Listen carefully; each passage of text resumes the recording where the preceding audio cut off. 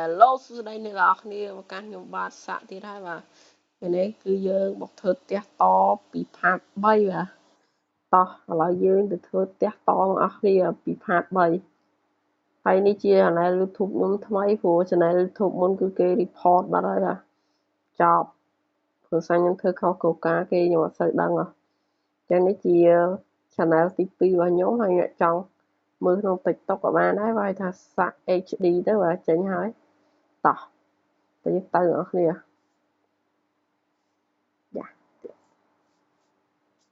ការផាតមុនគឺយើងបានធ្វើបានប៉ុណ្ណឹងបាទហើយខ្ញុំដាក់ធ្វើតាមតទៀតទៅចាស់ទៅដាក់ដល់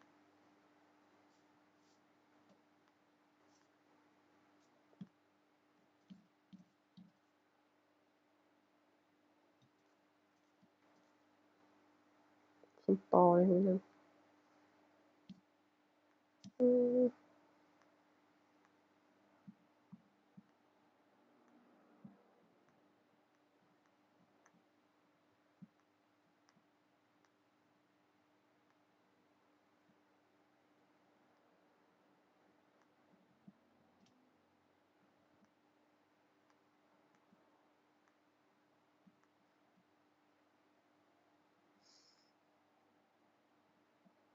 ខ្ញុំដឹងថាវីដេអូនេះយើងធ្វើផ្ទះប្រួចហើយអត់ទេនេះខ្ញុំអត់ដឹងទេ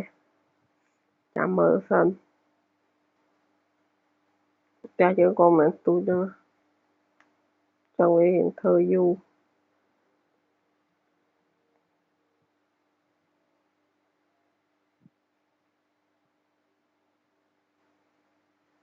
ចឹងអ្នកអរគ្នាកុំភ្លេចមើលវីដេអូនេះកុំភ្លេចចុច Subscribe និងបើកសញ្ញាកណ្ដឹងហើយ like ម្នាក់មួយហងផ្ដល់កម្លាំងចិត្តឲ្យខ្ញុំធ្វើវីដេអូទៅមុខទៀតហើយបើបាន 1k like ខ្ញុំនឹងមានកាដូឲ្យអ្នកគ្នាមក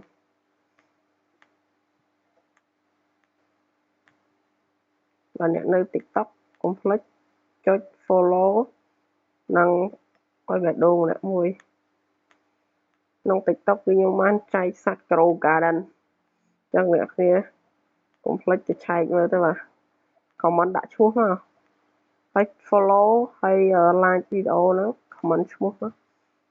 គឺខ្ញុំ select យកពីរនាក់ខ្ញុំបង្វិលកងចឹងអ្នកចង់បានសាច់ Grow Garden ទៅចូលមើលវីដេអូហ្នឹងបាទ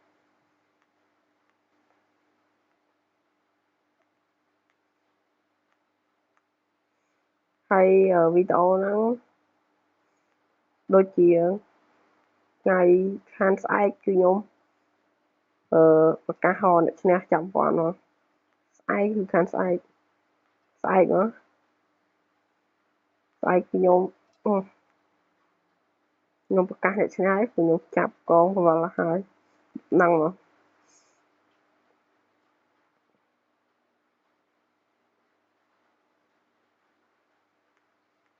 អត់មានដាច់ record ដូចមុនទេណាដូចសមអីដាច់ record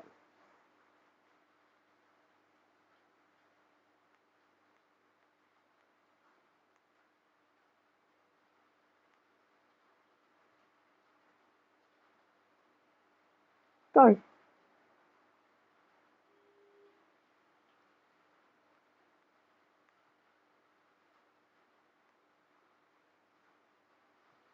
ខ្ញុំរៀងទឹកកាសតិច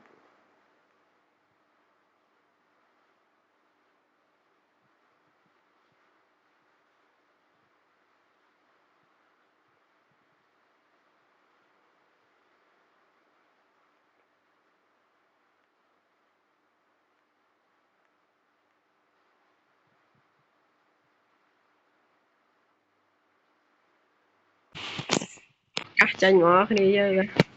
រៀងទឹកដៃហ៎ចឹងលឺសលេងអីកុំប្រកាន់ទេបាទដាក់កាសទៅដៃមក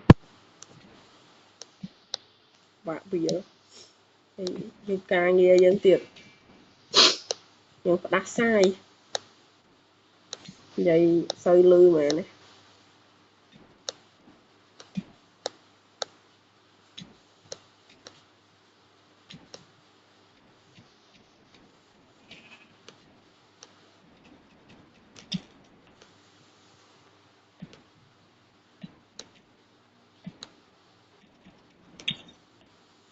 video đấy nhưng mình khó tục muốn đấy mà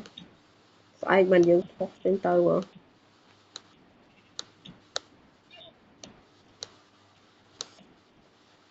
những ai dùng tập làm rồi nè chứ này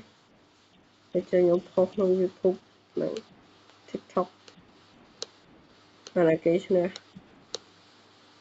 có gì không ạ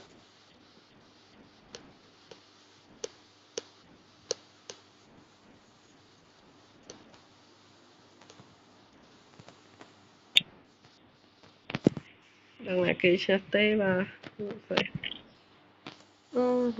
ngọt hay nè ngọt mến cho ba chọc xin ba bọc ngọt nè xài bạc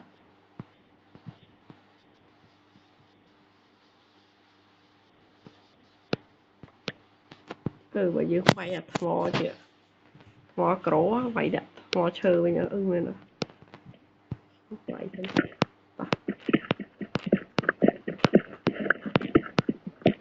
trong cái mình coi nè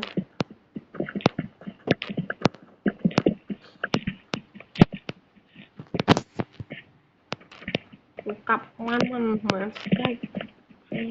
hộp việt và nó cái con ơi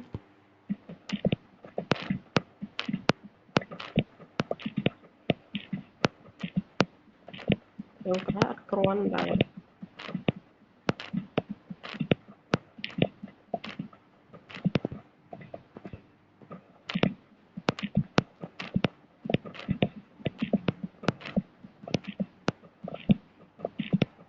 video mà anh cá này nhưng mà hát đọc hát thế à đọc cái này nhưng đồ từ lên cái mấy xe mình lo cái lên từ một nữa em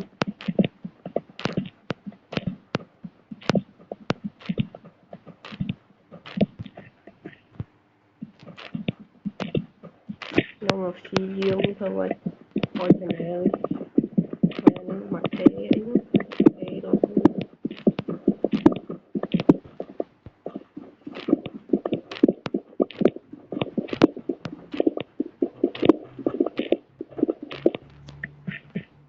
mình cái đó nhưng mà nó chịu về con cầu cả đến con rô lại cầu cả đến đấy thì là thuốc hay nó thể tộc của nhau mình chọn này đằng ba nó đấy cho thọc mà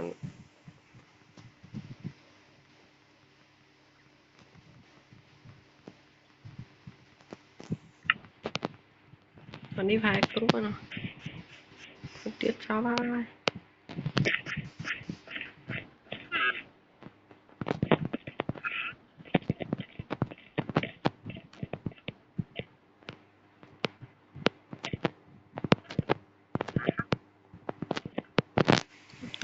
tức là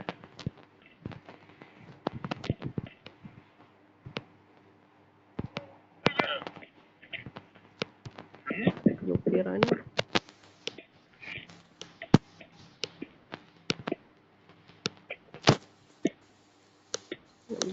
cao tao bộ hai đục tê tao bộ như mô cặp kia đó cặp to cái cao nó khuyên ban hai cái cái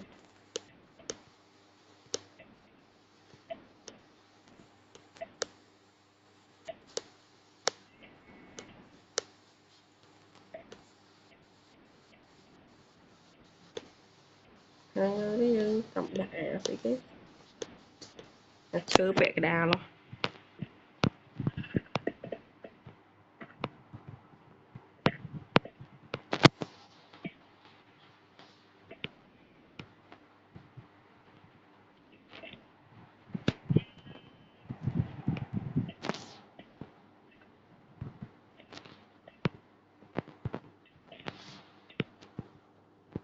cái gì bạn hốt chứ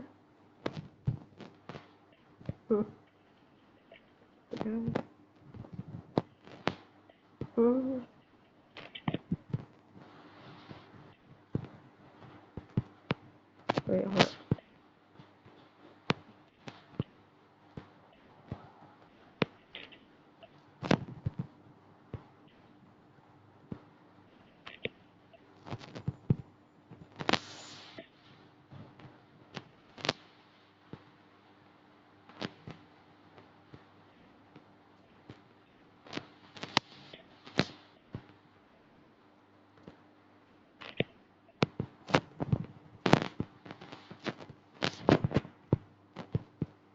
Rồi ra giúp bác đi cho đó.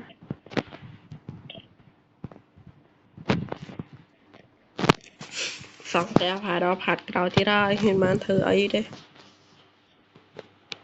Xong teo nâng rợ.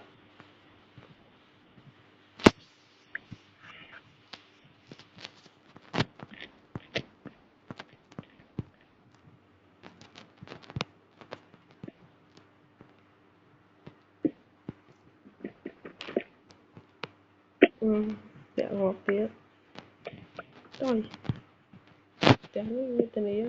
rồi. Đã khó lắm. Rồi.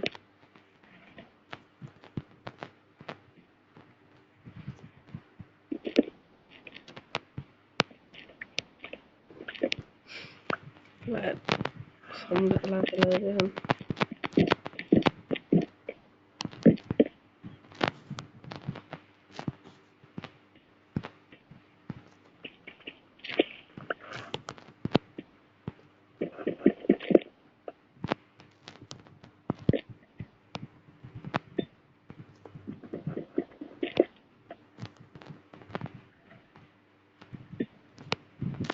Ok. Một cục men này.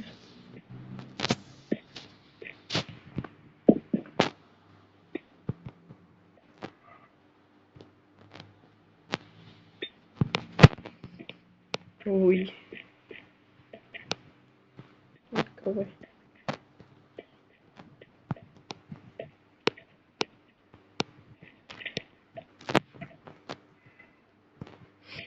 Thó nó nguyên nghi đó nè. Rồi nó không đây nó khéo nghe. Và đã rồi khéo cũng không biết không.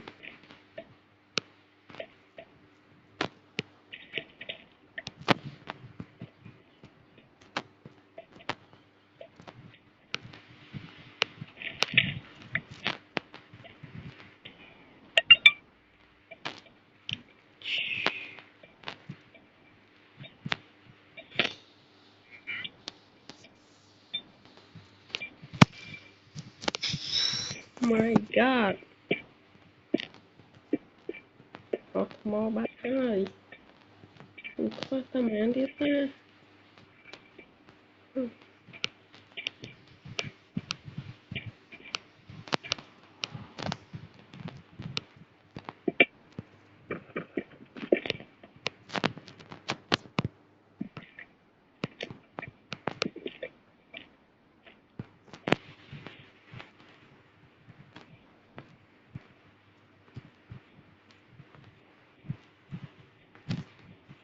Món nó đang làm miên đó là rô khéo.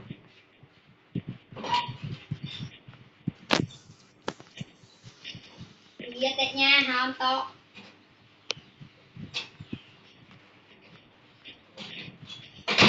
Đã rô khéo xong mà.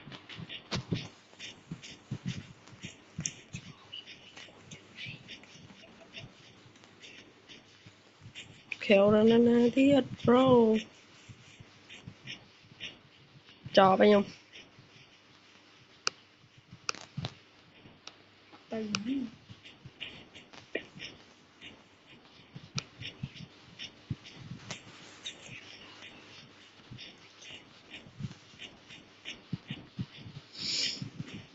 Ôi sad. Cái report ra khâu con YouTube dương. Nhà đăng lại cái report đó nè. Cho vô mình thanh rồi cái ở đây. Là osmosis ơi. Trời. Thì kia. Đá chua mà. ô mà sao đi cái rồi rồi sao vậy chưa mà được ngày món chua muối nó chua muối dạ thò đi từ nó à ở đây vô lia mà đúng xong rồi đúng rồi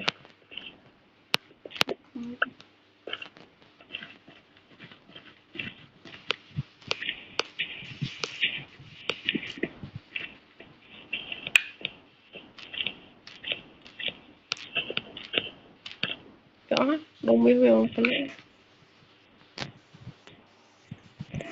là đã rồi khéo sao mà thằng viêm bà đó là anh mà các bạn chọn này thật có rồi chọc vậy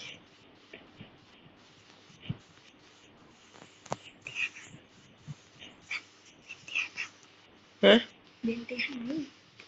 cuộc khéo không nhắm trăng lên pin nhạc bốn hôm nay ta việc trăng lên mới vậy cho nó nâng video đang mươi mà giờ đây nè ở nè giờ tiktok về cho em đặt link rồi đã đi chỗ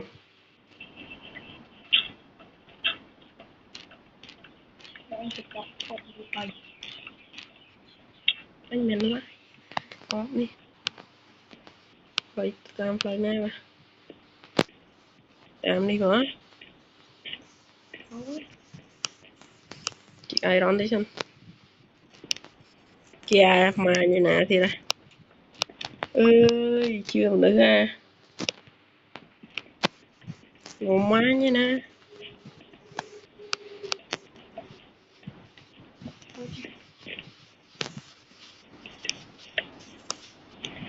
chuột em chuột mình ta nè trời đọc pal là tì và năng video đi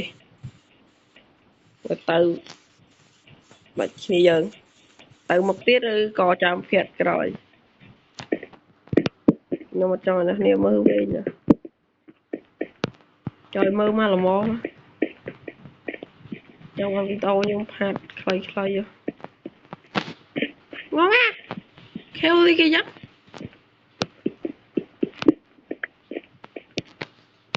ngon quá nha khéo đi chú chứ rồi chị tới khó hết chứ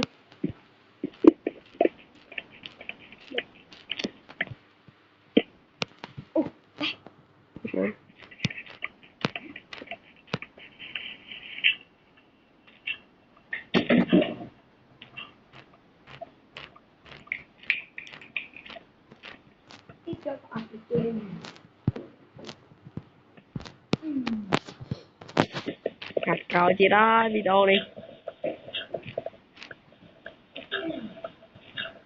đọc khéo nè khéo crom như thế nè ôi da khám ai đừng khám ai đi giờ trời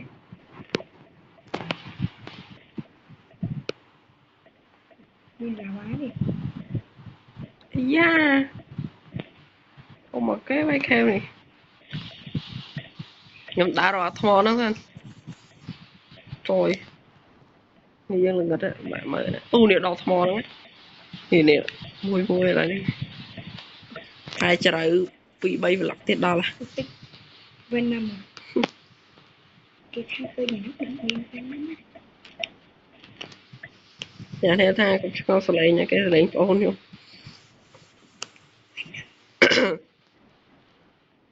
trời ra cá là cái thằng cà tê là ui sao thò năng chỉ tay rằng ấy rồi thế hả chỉ qua buồn nọc tay của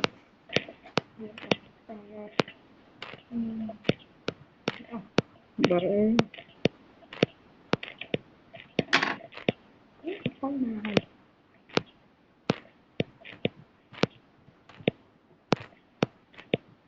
rồi chị ô mà nhìn cho ra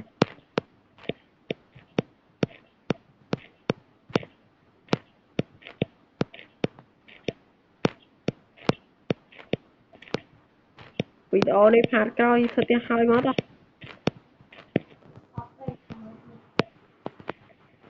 នេះខ្ញុំសូមគូបាយអ្នកនរគ្នាទៅកុំឲ្យវីដេអូវែងពេកវាគូបាយក្នុងខែវហ្មងតើគូបាយអ្នកនរគ្នាជួបខ្ញុំវីដេអូក្រោយ Goodbye បាយបាយវីដេអូក្រោយធ្វើផ្ទះហើយ Goodbye